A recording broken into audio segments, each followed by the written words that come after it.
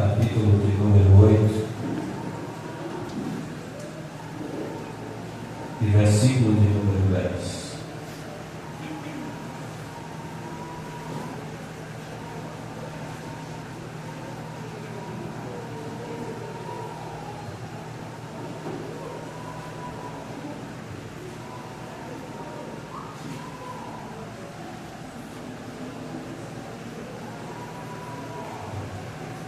Todos acharam?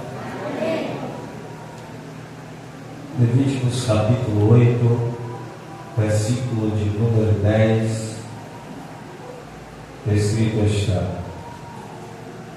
E Moisés tomou o óleo da unção e ungiu o tabernáculo. O que foi que Moisés ungiu? E tudo o que havia nele, e o santificou. Podeis assentar, em nome de Jesus.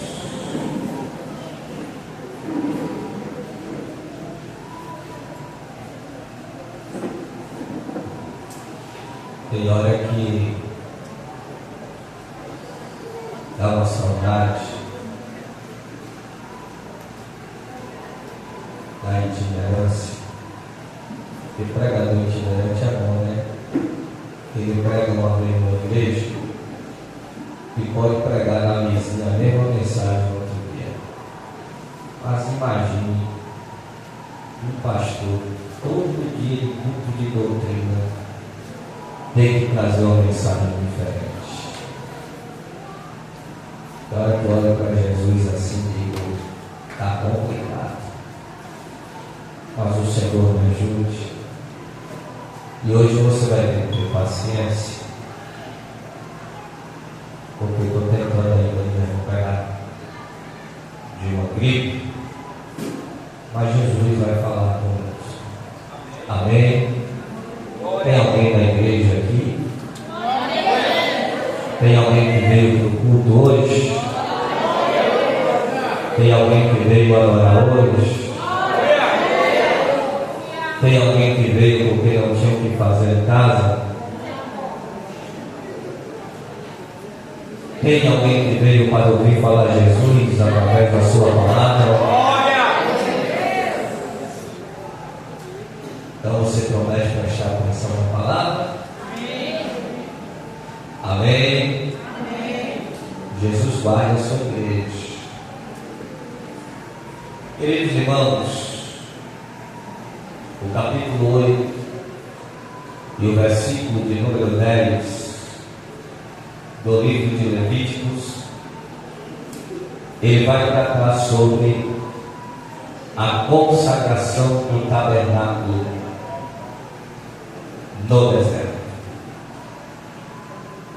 A história nos diz que após Deus tirar o povo de Israel da escravidão, ao cumprir-se a palavra profética dita a Abraão, que a sua descendência ficaria 400 anos cativo em uma terra estranha, Deus, nos 430 anos pós descida de Jacó e toda a sua família para a terra do Egito atrás de comida, Deus lembra-se do seu povo no Egito e levanta um homem por nome Moisés, com o propósito de retirá-los com mão forte da escravidão. Haja visto que Deus percebe, Deus nota a opressão que o seu povo estava vivendo naquele lugar, e chega um tempo, por mais que esse tempo seja demorado, Deus, Ele não adianta e também Deus não atrasa. Deus chega na hora certa. Apesar que em alguns momentos da nossa vida, quando as coisas apertam de tal forma que nós olhamos e dizemos: Deus nos esqueceu no meio da prova, isto fere o que diz Isaías 49 e versículo 15: ainda que a mãe que amamenta o seu filho se esqueça dele, todavia eu, o Senhor, não me esqueço de você. A geografia e o censo mundial diz que a Terra hoje possui 6 bilhões de moradores. Mesmo a Terra tendo 6 bilhões de pessoas espalhadas em continentes, espalhadas em países, espalhadas em alguns países que possuem estados, Deus conhece cada ser humano que nasce. Deus conhece o CPF, Deus conhece o RG, Deus sabe a data de nascimento e a hora que nasceu de 6 bilhões de pessoas que pisam na terra neste momento. Deus, segundo o próprio Isaías 40:22, Ele se assenta sobre o globo da terra e os seus moradores são para com Ele como um gafanhoto. Deus, quando Ele olha dos céus para a terra, Deus nos enxerga com seus olhos a cada ser humano. É por isso que o salmista Davi chega à seguinte conclusão: para onde fugirei eu da tua face? Se for nas profundezas do abismo, lá o Senhor estará. Se eu for nas maiores das alturas, lá também o Senhor estará. Ninguém consegue escapar dos olhos do Senhor. É por isso que na visão que João tem na ilha de Patmos, ele diz que o Filho de Deus se parece com o Pai, porque ambos são um.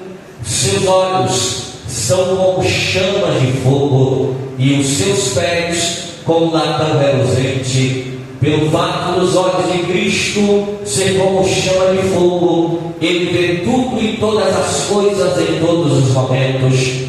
Prova disso é quando Ele encontra o homem por nome Natanael, e Ele diz a Natanael: eu te vi debaixo de uma figueira. Segundo a tradição histórica cristã, quando Natanael nasce, a sua mãe, ele nasceu no mesmo período em que Cristo havia nascido. José e Maria, pai de Cristo, é aconselhado a fugir porque havia um decreto de Herodes para matar a todos os meninos que houvessem nascido na época. A mãe de Natanael, sabendo da ordem do imperador, pega o seu filho e esconde nas folhagens embaixo de uma figueira. Só a mãe de Natanael e ela e ele sabia desta história. Quando Cristo chega, quando Natanael se aproxima de Cristo, Jesus diz a ele: eu te vi debaixo da figueira. Sabe o que é isto? É porque Jesus conheceu Natanael antes de encontrá-lo. Nada escapole do olhar de Deus, nada foge do controle na mão do Senhor. Ele está no controle de tudo, Ele está no controle de todas as coisas. Aí por isso o próprio Isaías diz: antes que houvesse dia, Ele é, e ninguém pode fazer escapar das suas mãos. Operando Deus, quem me impedirá? Glória ao nome de Jesus. Deus está no controle de tudo, Deus está no controle de todas as coisas.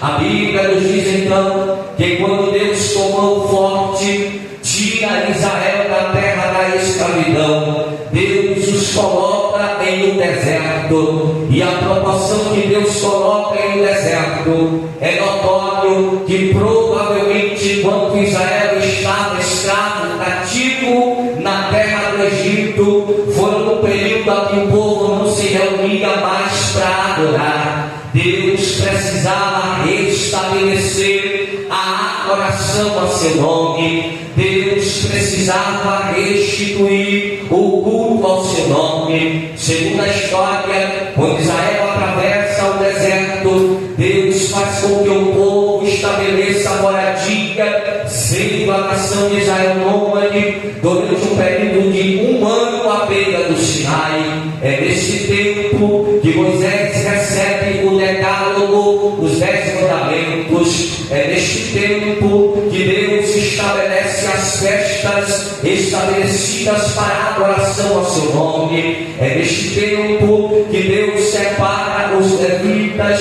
É nesse tempo que Deus institui o culto de adoração ao seu nome. E é também neste tempo que Deus escolhe a Bezaleel, que segundo a cultura judaica é um homem que era artesão, juntamente a Aliolabe, para que eles fossem arquitetos do tabernáculo de adoração a Deus no deserto, porque independente do povo estar a caminho da terra prometida, o segredo para alcançar a terra era adorar a Deus.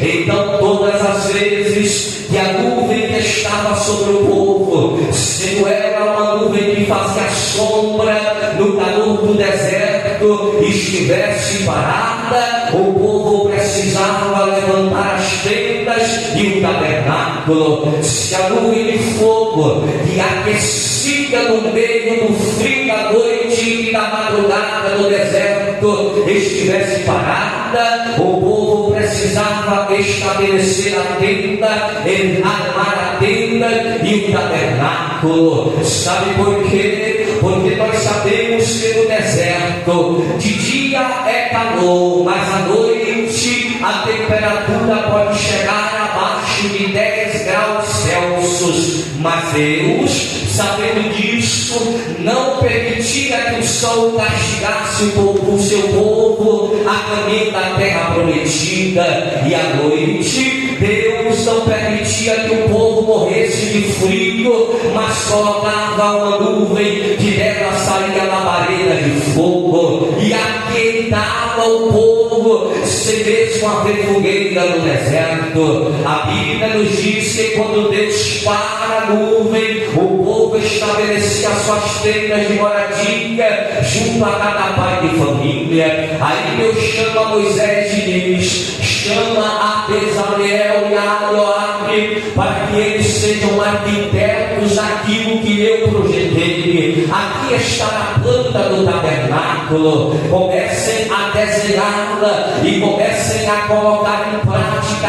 cada detalhe. Deus faz um tabernáculo no deserto. Deus entrega uma planta a Bezaleel tão perfeita, com características específicas e simbólicas, que representava uma santa adoração a Deus, ao seu nome no deserto. Existia neste tabernáculo, existia nesse projeto 3 divisões específicas. A primeira divisão que existia nesse projeto era a divisão chamada pátio. Como era o nome da primeira divisão? A segunda divisão, que já era dentro do tabernáculo, era o lugar santo. Como era o nome da segunda divisão? A terceira divisão, que ficava posterior dentro do tabernáculo do lugar santo, era chamado de lugar santíssimo. Como era o terceiro ambiente? Deus estabeleceu 3 divisões dentro do tabernáculo: o pátio, o lugar santo e o lugar santíssimo. Quando Deus dá o projeto e estabelece essas 3 divisões, Deus está fazendo uma divisão da comunhão entre Ele e o seu povo. Nem todos poderiam acessar o pátio, nem todos poderiam acessar o lugar santo, e somente um poderia acessar o lugar santíssimo. Deus estabelece limites para a santidade, porque Deus não tem relação com o pecado, Deus não tem relação com a displicência espiritual. Deus diz que o pátio pode estar lá neste lugar. O pátio era como se fosse o local onde o povo poderia adentrar no culto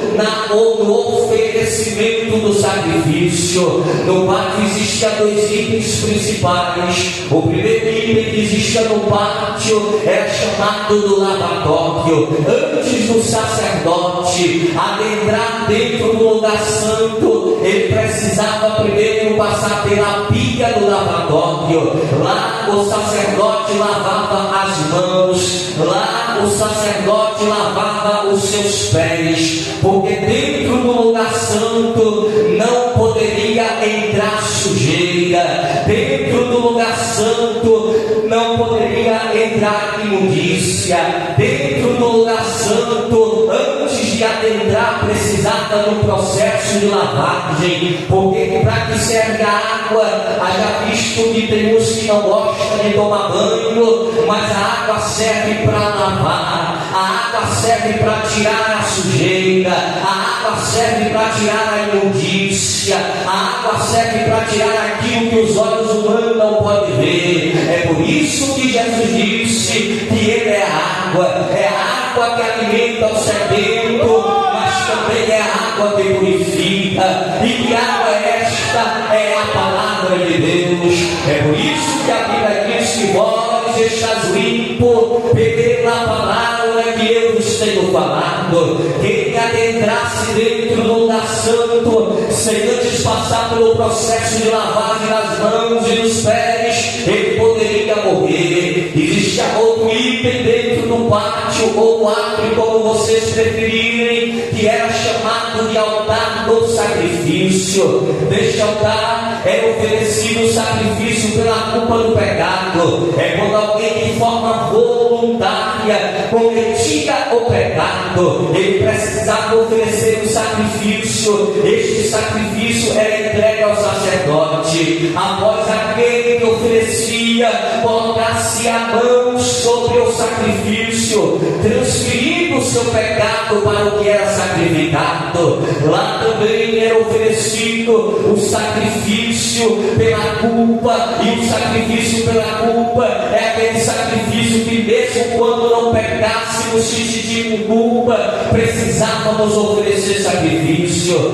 Neste altar é oferecido o sacrifício da comunhão. É quando nós queremos ter comunhão com a igreja, com Deus e com o sacerdote. O que o sacrificante oferecia? Ele oferecia e todos tinham direito de comer, porque era o único sacrifício que comia o sacerdote, que comia aquele que oferecia, e também ficava parte para Deus, demonstrando a comunhão e a relação entre Deus, a igreja e o sacerdote. Havia também lá neste mesmo altar é oferecido os holocaustos, aquele texto tão lindo que nós pregadores pentecostais e a igreja gosta: e o fogo arderá continuamente sobre o altar e não se apagará. É sobre este altar que o versículo 13 do capítulo 6 está se tratando. Lá era oferecido o holocausto. Então no pátio havia a pia do lavatório e o altar do sacrifício. Só poderia estar naquele lugar, era o limite que a nação de Israel poderia estar, mas só poderia entrar no pátio se tivesse sacrifício a oferecer. Deus não permitia que nem no pátio existisse intruso. Deus não permitia que nem no pátio não adentrasse quem não tinha nada para oferecer. E aonde é que o povo estava acampado, pastor? O povo estava acampado ao redor do tabernáculo, fora das muralhas dos muros do pátio, que era feito de linho, e não poderia o povo aparecer no pátio sem ter nada para oferecer a Deus. Eu vou traduzir para você entender: não apareça na minha presença de mãos vazias. Deus não aceitava que alguém chegasse nem no pátio se não tivesse nada para oferecer a Ele. Aí tem gente que vem para o culto, mas parece que só está no culto do corpo. Ele não vem oferecer o glória a Deus, ele não vem oferecer o aleluia, ele vem para o culto por vir, ele vem para o culto porque já tem tempo que vem na igreja, ele vem para o culto para que o pastor da igreja veja ele. Só que quando você sai de casa, você tem que vir para a igreja e ter algo para oferecer a Deus. E eu não estou falando de dinheiro, eu não estou falando daquilo que é financeiro. Quando nós adentramos a esta porta, nós temos que, no mínimo, ter glória a Deus misturado com aleluia para oferecer ao Senhor. Porque se criou um paradigma na igreja que existe muito frio e existe muito quente, que existe muito bom e existe muito ruim. Culto não depende daquele que prega, aumenta o som, meu filho. Culto não depende daquele que canta, culto não depende do departamento que está na responsabilidade, culto depende de quem vem adorar, culto depende de quem vem oferecer. Se esse culto não for bom, é porque você não veio oferecer nada a Jeová. Nem glória a Deus tu tem essa noite para dar a Ele. Então não reclame do culto se você não sentir nada, porque culto não depende, culto não é sobre homem, culto não é sobre pastor, culto não é sobre pregador, culto não é sobre praga de igreja, culto é sobre Ele, porque a honra é dele, a glória é dele, o louvor é dele, tudo é para Ele, e sem Ele nada do que se fez haveria de se fazer. Culto é o lugar que a igreja oferece. É por isso que tem gente que entra culto e sai culto e não recebe. Ele chegou no pátio, mas não tem nada para dar para Deus. Ele chegou no pátio e não tem nada para oferecer ao Senhor. Você sabe qual foi o problema de Ana? É que Ana demorou para descobrir que o culto em Siló era uma oportunidade de oferecer algo a Deus e receber de volta de Deus.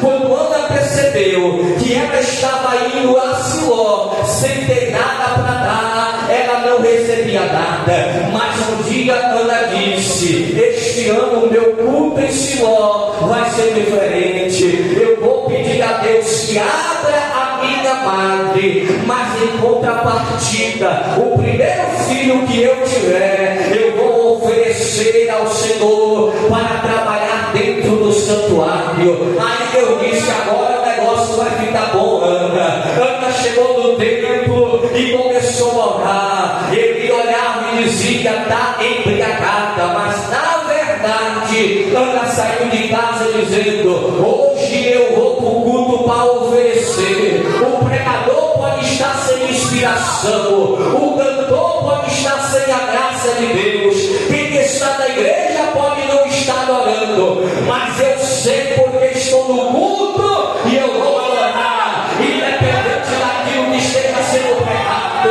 independente se quem está do meu lado estiver glorificando ou não. Hoje eu vou pregar, hoje eu vou entregar tudo aquilo que eu tenho para entregar a Deus. Não poderia adentrar dentro do pátio sem ter nada para oferecer a Deus, porque quando oferecia havia perdão, havia providência, havia milagre. Não adianta chegar no culto todo dia e vir por culto por vir, porque aqui é lugar que a igreja se reúne para adorar a Deus. Aqui é o lugar que a igreja se reúne para glorificar a Deus. Não adianta você olhar e pensar que é pregador que faz. Sabe por que os nossos cultos não são mais o mesmo? É porque as pessoas tiraram daquilo que era de Deus e começaram a idolatrar a figura humana. Se fulano pregar, o culto vai ser bom. Se fulano for o doutor do congresso, o culto vai ser bom. Mas se não for fulano ou Beltrano, o culto não vai ser bom. Quando alguém vê uma festa, a quem canta, é Ele olhar quem prega. E Deus no céu estava dizendo, olhando para a terra, dizendo: o povo tirou a glória que era minha e colocou sobre o homem, mas está escrito na minha Bíblia: a minha glória eu não darei a ninguém. Aí eu me lembro desse aquele pregador, que ele pregava itinerantemente, Deus usava poderosamente, mas ele deixou a arrogância entrar no coração, chegou na igreja toda na pompa, parecendo político em época da eleição, era tchauzinho pra cá, era tchauzinho pra lá, parecendo uma estrela. Quando ele chegou no púlpito e começou a pregar, a igreja não recebia nada. Sabe por quê? Porque ele não entendeu que quem é Deus e não ele, que tudo aqui é para Deus e não para ele. Quando ele desceu no púlpito frustrado, decepcionado, o Espírito Santo falou a ele. Sabe o que o Espírito Santo falou a ele? Se você tivesse subido da mesma forma que você desceu, eu ia te usar poderosamente nessa noite. Sabe o que é isso? É Deus nos ensinando que quem faz é Ele, quem pode é Ele, quem é Ele. Quantas vezes eu já saí para pregar e Deus travou o céu? Sabe por quê? Para que eu entendesse que tudo quem faz é Ele, é por Ele e para Ele todas as coisas.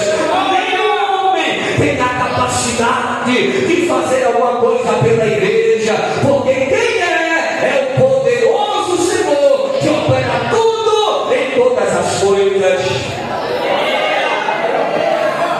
Quando a igreja não colocava a sua fé, as suas expectativas no homem, Deus não precisava de congresso para batizar com o Espírito Santo. Quem é antigo na Assembleia de Deus sabe que no culto de doutrina, quando se dobrava o joelho, os irmãos faziam isso, a lágrima descia e Jesus batizava no culto de doutrina com o Espírito Santo. E o que é que está acontecendo com a igreja? Sabe o que é que está acontecendo com a igreja? É que a igreja está deixando de não idolatrar ao Deus da Bíblia e estão idolatrando aquele que está no Natais. A igreja está deixando de dar glória a Deus, ao Deus da Bíblia, e está idolatrando ao homem. Está chegando no padre dizendo: só vou levar se fulano pregar, eu só vou crer na profecia se fulano estiver cantando.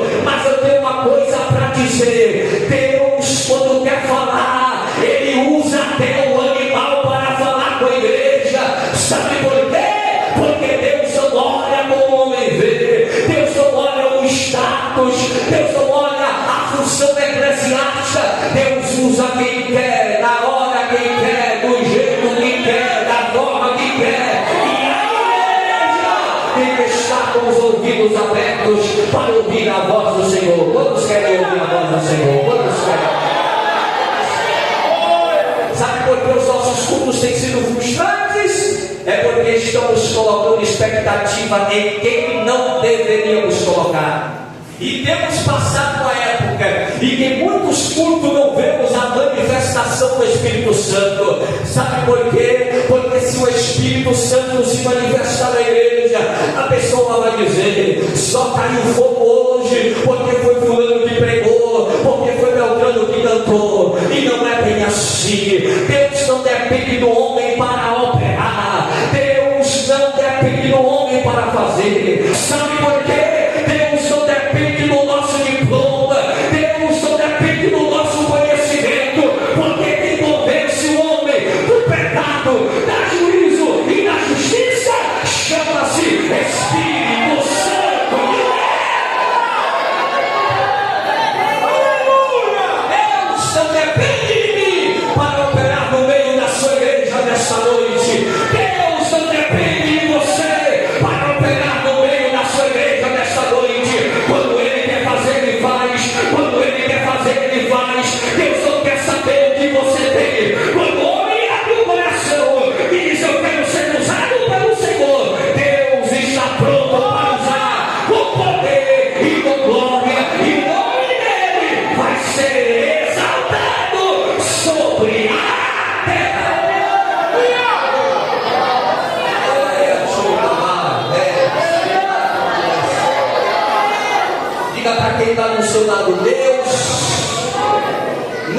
depende do homem para operar. Quando Deus quer fazer, Ele traz a existência aquilo que ainda não existe.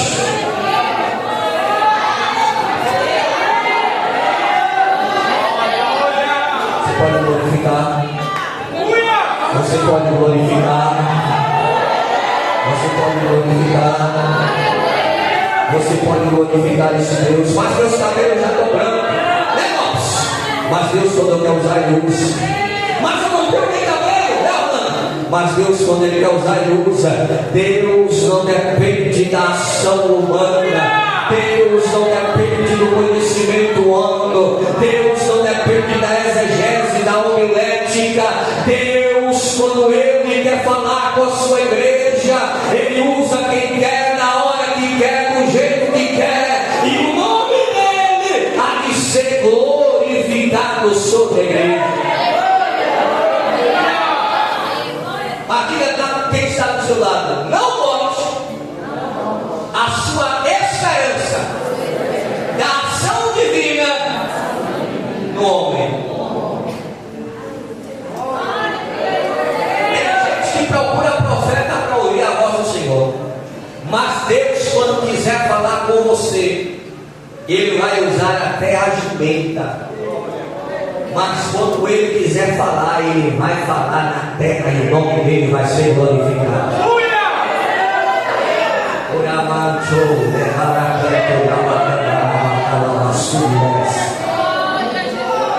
O segundo lugar é o Santo dos Santos.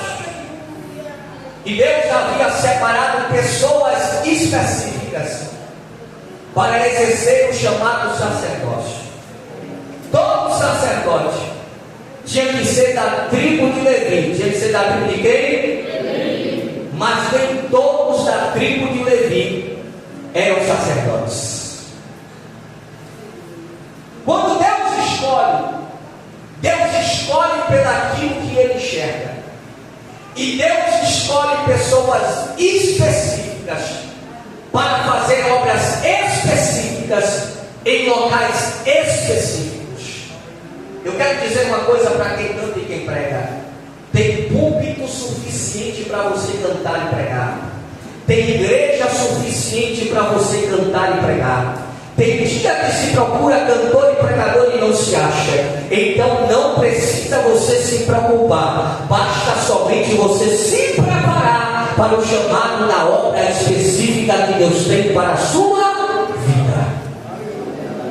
Sabe qual é o problema? Deus disse: os sacerdotes entrarão no lugar santo. Existiam 3 itens no lugar santo. Quantos itens? E lá só entrava o sacerdote.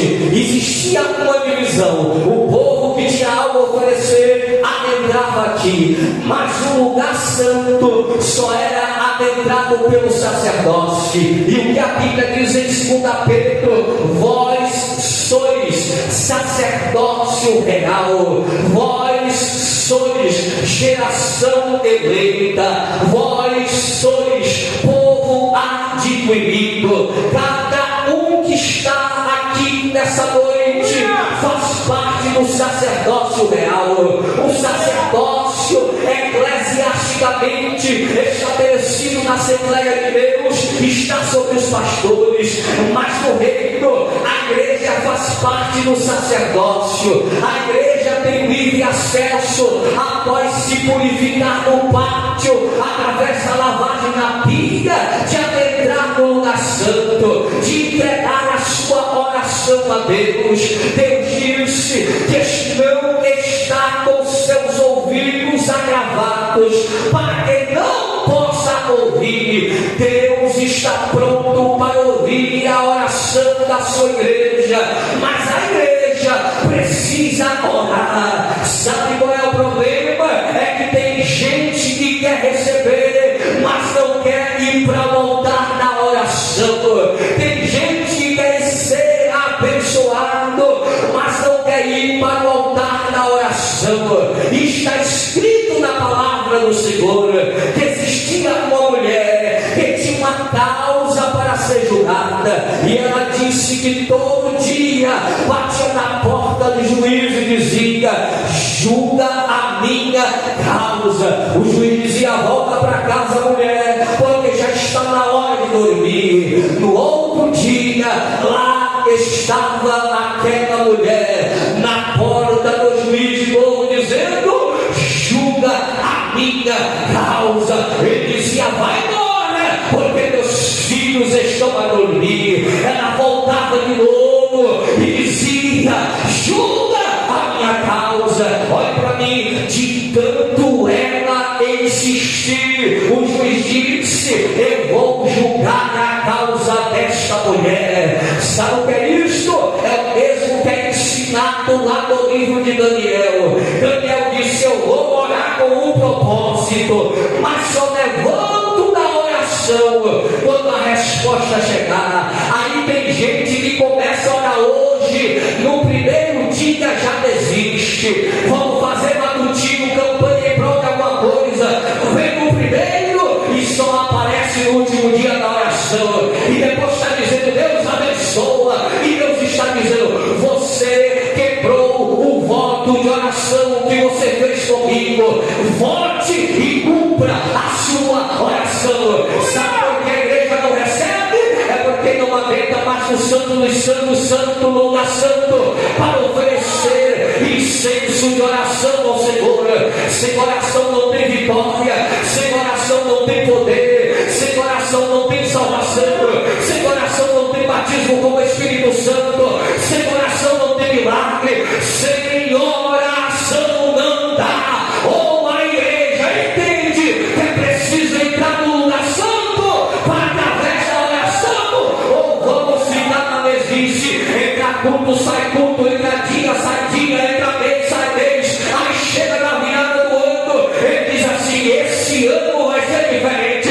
Quantos aqui na noite de hoje disseram: 2024 na minha vida vai ser um ano de consagração? E como é que está seu ano hoje? Quando chegar 31 de dezembro, que chegar a 11 horas e 59 minutos, você vai dizer: 2025 vai ser melhor. Mas é verdade, Deus está esperando uma ação sua, porque a física diz: toda ação vai gerar uma reação. Deus está dizendo: quando a minha igreja começar a agir, eu vou voltar a operar no meio do meu o Santo dos Santos. Josué requer o primeiro sacrifício. Sabe o que é? Tem algo para oferecer e passar pelo processo de purificação. Mas ninguém, ou a grande maioria hoje, querem chegar no lugar santo sem antes passar na pia lavatória do pecado. Ele prefere carregar o pecado e tentar enganar a Deus, entrando no Santo dos Santos cheio de imundícia. Ele diz assim: eu vou carregar. E aí canta e nada acontece. E aí prega e Deus não fala com a igreja não recebe. Tem a oportunidade e dá vontade de dar sono. Eu me lembro que na minha adolescência, nós estávamos em uma festa de adolescente na minha congregação que eu congregava. E foi um pregador pregar sobre o pecado e o pecado. Irmão, eu nunca dormi em um culto, mas naquele culto eu cochilei, só não fiz vontade. Mas naquele dia eu dormi no culto, porque tentou entrar no lugar santo sem primeiro passar pelo processo da purificação. E pior, estava pregando sobre o pecado e dizendo que aqui não é igreja católica para ter confissão de pecado, mas a Bíblia diz: confessai as vossas culpas uns aos outros. O que aconteceu? Uma semana depois descobriu-se que aquele pregador que era presbítero estava em adultério. Sabe por quê? Não adianta entrar no lugar santo sem antes passar na pia da purificação, porque aquele que confessa e deixa alcança a misericórdia do Senhor.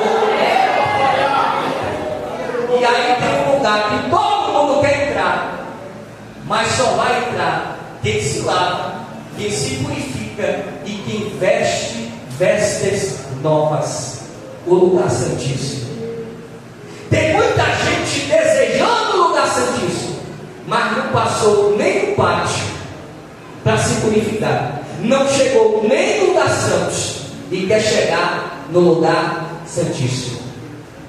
Lugar santíssimo estava a presença de Deus, porque tinha lá a arca da aliança, sobre ela o propiciatório, dentro dela as tábuas da lei, a vara de Arão que floresceu, e o maná que Deus alimentou o povo no deserto. Tem muita gente querendo ter a presença de Deus, mas não consegue nem passar no pátio, não consegue nem oferecer nada em oração. E tu quer chegar no lugar santíssimo? Entradinha, sadia. E sabe o que ele sente? Vazio dentro da sua alma. Quem não passa no pátio, quem não chega ao lugar santo, nunca atravessará caminho para chegar no lugar santíssimo. Quer chegar na presença de Deus? Primeiro passe no pátio, ofereça alguma coisa ao Senhor, passe pela pia do lavatório, entre pelo lugar santo. Onde está o lugar santo? Lá tem as lamparinas de Deus que representam a luz do mundo. Lá está o lugar da alimentação, que eram os pães que alimentavam o sacerdote.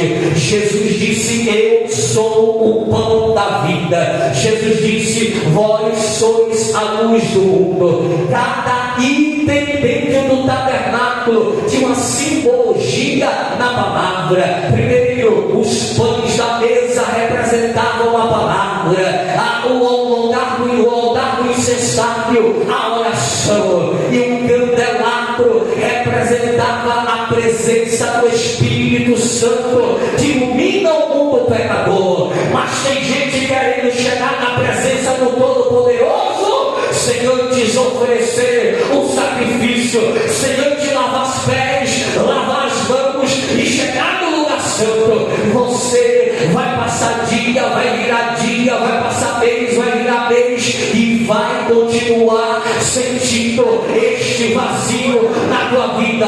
Mas eu profetizo nesta noite que Deus vai trazer um despertamento sobre você, e você vai trazer um culto de adoração, de glória a Deus, e aleluia.